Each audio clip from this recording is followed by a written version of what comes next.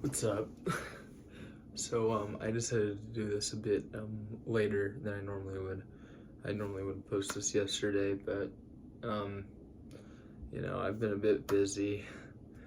I changed the topic of this week too. I said last week it'd probably be something Danganronpa related, but I decided to do something that interested me a bit more and that really got me thinking.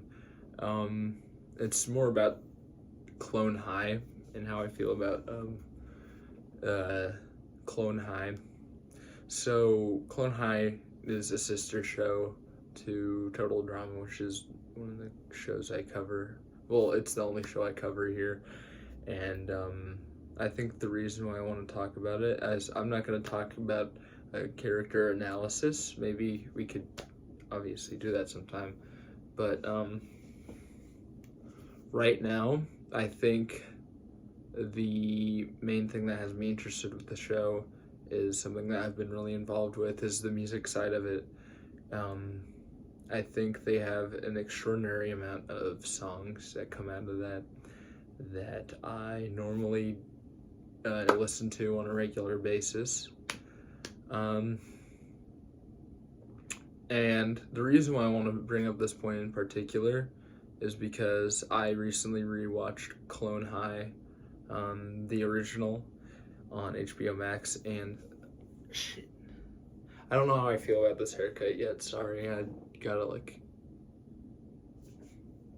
shit, dude. I got it like a couple of days ago. Hang on, I'll just put a hat on for the rest. Yeah, I got it a couple of days ago, and I just don't know how I feel about it. But when I rewatched it on HBO Max, they took off the songs, and I think that does everybody a huge disservice. I understand why they'd have to for copyright reasons and stuff because they don't own many of the songs, but the reason why this matters so much to me personally is because I learned a lot of my music taste from what was on Clone High.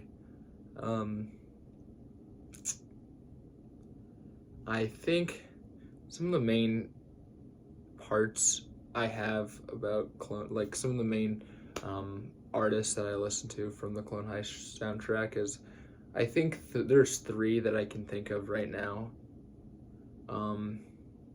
There may be more, and there's just some individual songs that I've picked out from it at large that deserve a mention. But the three artists that I listen to, or the three bands, I think they're all bands, are Abandoned Pools, Dashboard Confessional, and the Get Up Kids. I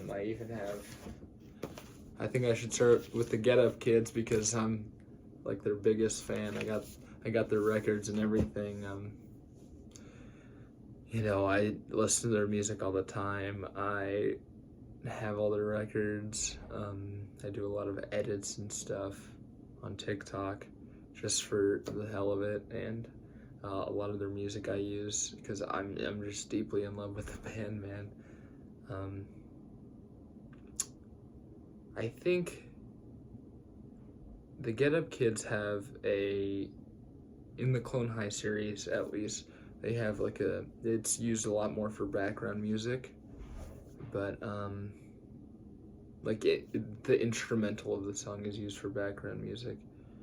And one day I stumbled upon a Clone High playlist with songs from the show, and I stumbled upon one called The Get Up Kids Valentine, and it goes, "Will you be my Valentine if I'm a world away?" And it just it rocked my music world. I mean, everything was completely on fire from that point, and that was the first song that I really branched out into. And when I listened to that song for the first time, I genuinely just fell in love with the band right away. I started listening to the rest of the album. I think Something to Write Home About, I have one of their t-shirts around here, but I think it'd just be unnecessarily like cut out of the video for me to go and get it right now. But yeah, I have a shirt from them and Something to Write Home About was definitely their best album. There is some albums that are comparable, but I think definitely it was Something to Write Home About, because you don't get that intense feeling from any other. I never have gotten that intense feeling from any other kind of music out there. And it relates a lot to emotions that you could probably, like, that teenagers, that people my age would mostly be able to connect with, right? Because I think the first half is a bit louder, a bit like more hardcore, and then the middle is like sort of calmed down. It's quiet and it's a bit sad, but I think it really fits. It's really nice. I think out of sight, out of mind. I think that's like one of the biggest examples of what I'm getting to right now. And then the last one, the ending is just amazing. I don't know if Close to Home is included, but you got Close to Home, you've got I'll Catch You, I'm a Loner Dottie, a Rebel, stuff like that. Then I branched out to a couple of other albums, but Something to Write Home About was the main Clone High one. And I think it's really sad it's just like so random how they decided to put it in that song there, and because it's just like background music, right? But if they hadn't done that, man, I wouldn't discover something that brings me a lot of joy. And that's why I'm kind of sad that they took out some of the songs from the original Clone High soundtrack, is purely because those songs are just so great and they're so impactful to my music taste of who I am today. I mean,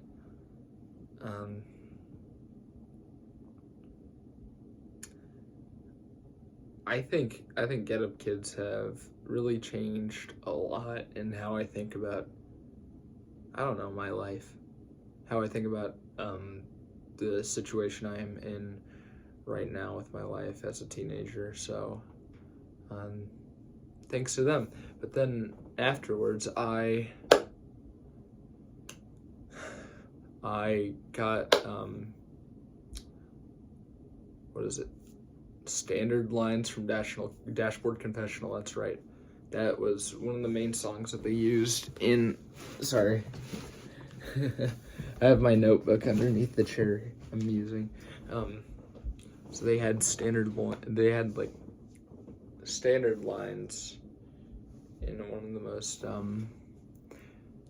like early moments of the series, and it was just this song. It's kind of out of place, but I find it charming in a way, and immediately it got me hooked on Dashboard Confessionals. I think Dashboard Confessionals might be I might have had it a bit more recently than I think the Get Up Kids, because I think it was 8th grade that I started listening to Dashboard Confessionals, and then I think COVID, when Clone High just appeared, it had like a big explosion online. I think that's when I started listening to the Get Up Kids. So it was around, I'm getting the timeline mixed up, but it was around way before the Get Up Kids, in my mind, right? And I think a lot of the things that I have to say about the Get Up Kids, I can definitely say about Dashboard Confessionals. A mark, a brand, what is it? A mark, a brand,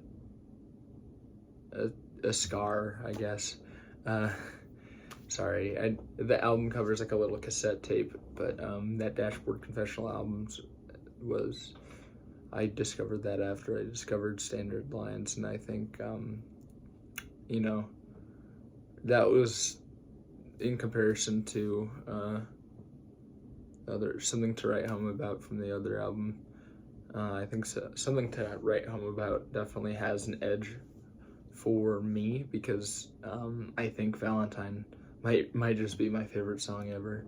But you know, then Swiss Army Romance is a pretty good album. Alter the Ending, they have a lot of good albums. I think they have more good albums than the Get Up Kids, even though I have been listening to The Guilt Show by Get Up Kids recently, and even though I thought it was bad at first, now I'm starting to come around on some of the songs. But it really fit into the show, just how it was. It was at the right, I think it was at the right moment for it to catch all my attention, because it was like beginning of the series. The music was kind of off-putting at first, but then you look it up and then it's like, listen to the rest of the song and it's like, this is actually some really good stuff. And I think I have to thank MTV a lot for that, because they put in a lot of good effort trying to find the music. And you know, even though MTV's gone right now, but who cares? And then those two aren't as impactful as this last one I'm going to mention. This last one I'm going to mention, they wrote the theme song for the show. They had a lot more songs to deal with the show than I think the other two did. But Abandoned Pools, man, Abandoned Pools, they had a masterpiece with that theme song. I really think that might be one of their best songs. And then I think the album's called Humanistic. I'm not sure on that, but like Sunny Day, and there's one other one. I think it might be near the end of the album, but I think it's Blood, and then there's another one. But yeah, they use these songs throughout the show. They're like the main artist they have probably the most songs in the show by far, and you know, they were incredible. I mean, I don't really think there was any other group that they could get that really captured that aesthetic that they were going for with the show. So props to Abandoned Pools, because Abandoned Pools did a really good job on the soundtrack.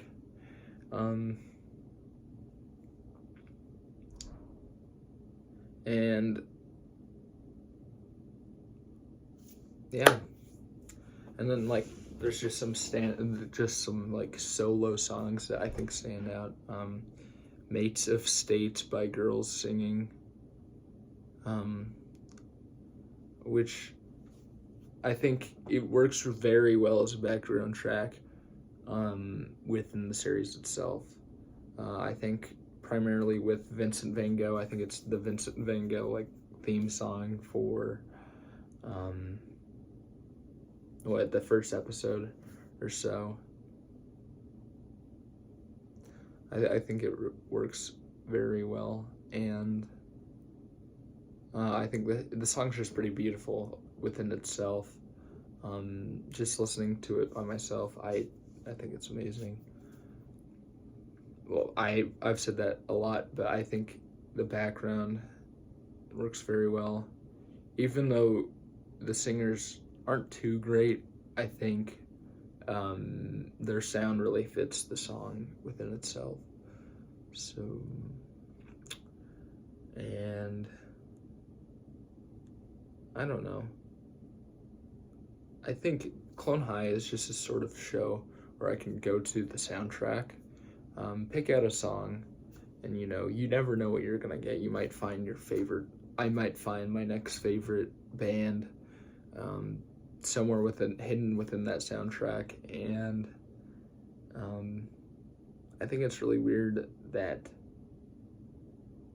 Wait, what is it? Oh, there was one that just slipped my mind. Hang on. The song that's like, by starlight, you heard it on backyards, you feasted on your army sergeant fathers, spent 20 years in prison, and way back in their time, the frontier is open. They came near their fires and wilted by starlight. I think that song is awesome, right? Don't get me wrong, I don't cover it too well, but awesome song. Awesome song. That's the kind of song that you play on repeat for like 3 weeks in a row.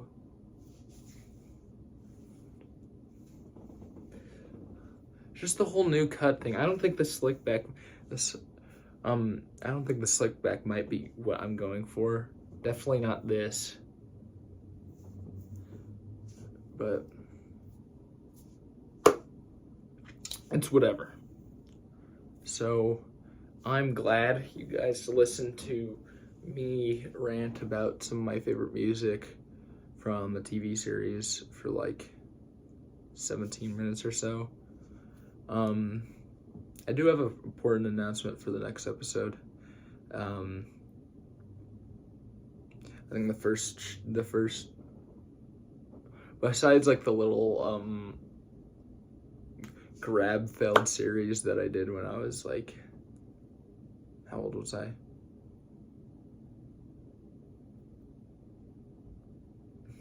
I think that besides that grab-feld series I did when I was in like 7th grade, 8th grade, the first episode I did was within my childhood home, right? And then I moved here, but next time I'm going to be there, but everything got remodeled a bit, so we're gonna be there, but it looks a lot different. They painted the walls, completely different bed. I think it's a really cool environment. I think it's just perfect for me. I think it'll make a good background, but yeah. Don't worry, I will talk about Danganronpa next time.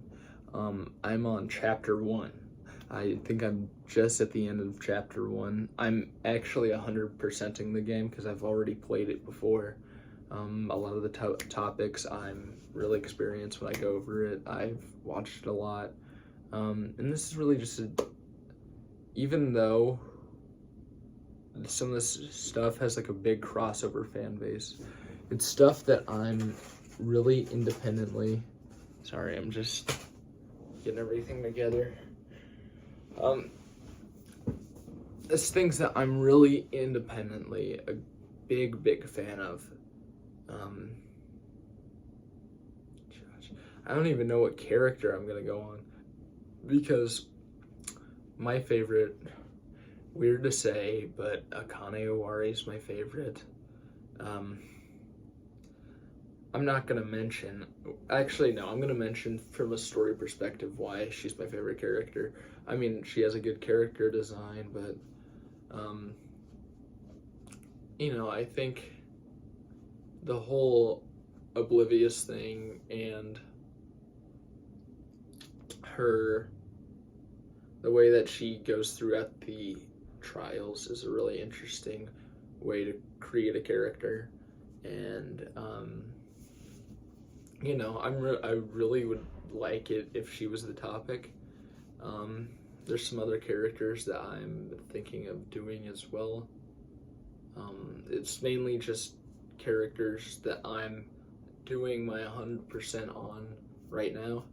So, Imposter Byakuya might be one. Hiyoko Sayanji. Dude, I feel like such a fucking nerd. Chiaki, even though I'm not too much of a Chiaki fan as many people out there.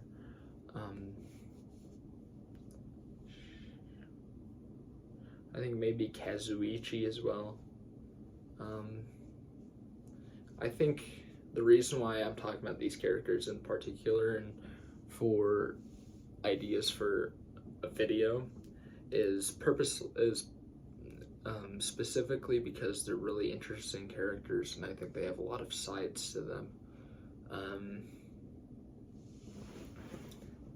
I think Hiyoko is a lot more than she is presented as, and in case you haven't seen or played Danganronpa 2, Byakuya is not what he seems to be, and, well, the Byakuya in that one isn't the one he seems to be, and Kazuichi, I mean, he has a pretty big split fan base, I think.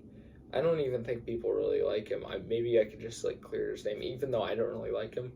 I could, present why he's still a good character. I think he's a good character, but I think he's also unlikable, and I think those two they're not opposites, you know, but, yeah. I'm glad I could get this done. Sorry it was a bit late, but, I've really been focusing on the next video. Next video will probably be a lot longer, maybe like an hour long. I'll definitely have a lot more to say about it. So, yep.